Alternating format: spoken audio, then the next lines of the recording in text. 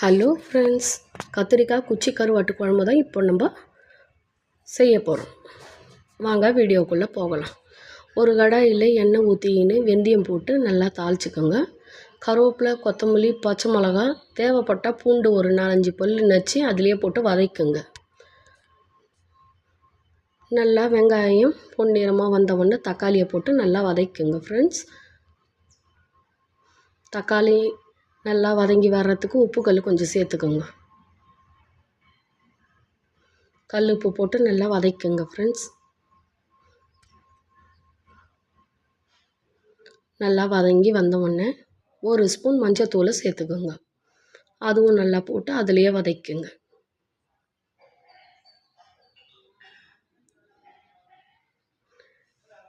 எல்லாத்தையும் போட்டு நல்லா எண்ணெயிலேயே வதக்கின்னு நமக்கு எவ்வளோ காரம் தேவையோ 1 ஸ்பூனோ 1.5 ஸ்பூனோ மிளகாத்தூள், தனியாத்தூள் போட்டு எண்ணெயிலேயே நல்லா வதக்குங்க. எண்ணெயிலேயே நல்லா வதக்கின அப்புறம் நம்ம பொடி பொடியாக வெட்டி வச்சுக்கிற கத்திரிக்காயை எடுத்து எண்ணெயிலேயே போட்டு அதையும் நல்லா வதக்குங்க.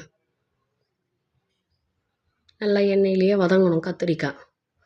கருவாட்டு குழம்பு வைக்கும் போது எண்ணெய் கூட கொஞ்சம் நல்லா சேர்த்துக்கோங்க. நல்லா கத்திரிக்காய் எண்ணெயிலேயே போட்டு நல்லா வதக்கிட்ட அப்புறம் நமக்கு எவ்வளோ புளிப்பு சுவை தேவையோ அந்த அளவுக்கு புளியை கரைச்சி அதிலேயே ஊற்றி நல்லா கிளறி விடுங்க. நமக்கு தேவையான புளிப்பு சுவை ஒரு எலுமிச்சப்பழ அளவு கரைச்சி வச்சுக்கின்னு அதிலேயே ஊற்றி நல்லா வதக்குங்க. குழம்பு நல்லா கொதித்து வரும்போது கழுவி வச்சுக்கிற கருவாட்டு துண்டை போட்டு நல்லா வேக விடுங்க. ரொம்ப நேரம் கொதிக்க விடக்கூடாது ஃப்ரெண்ட்ஸ். கருவாடு போட்ட உடனே ஒரு 2 நிமிஷம்தான் கொதிக்கணும், இல்லைன்னா கருவாடு உடஞ்சிரும். கருவாடு கொஞ்சம் நல்லா வெந்து வந்த உடனே குச்சி குச்சியாக இருக்கணும். நல்லா வெந்த உடனே குழம்பு நல்லா கொதிக்கணும். அதுக்கப்புறம் அடுப்பை ஆஃப் பண்ணிவிடுங்க. நல்லாயிருக்கும் ஃப்ரெண்ட்ஸ். குச்சி கருவாடு கத்திரிக்காய் குழம்பு சூப்பராக இருக்கும் ஃப்ரெண்ட்ஸ். இன்றைக்கி எங்கள் வீட்டில்